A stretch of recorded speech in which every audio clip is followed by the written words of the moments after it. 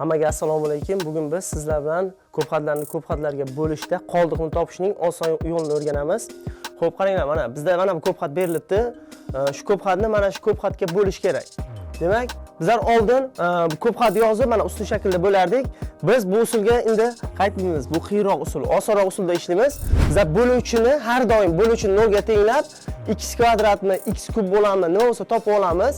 Va mana bu yerga keltirib, mana buni soddalashtirib olib, mana birinchi ko'p xatini soddalashtirib, o'rniga qo'yib boshlaymiz. X kvadrat topdikmi x kvadratni. Demak, -3 ni kubi qo'shilgan 5 ko'paygan -3 ni kvadrati ko'paygan x qo'shilgan 2 ko'paygan -3 ko'paygan x -7 ko'paygan -3.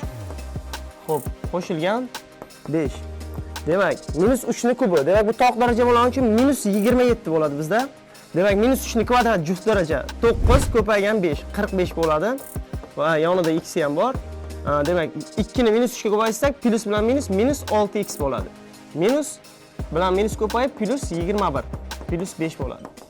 Va buni soddalashtirib olsak, demak, bu 39x, demak, bu -27, 26 bilan -1 bo'ladi.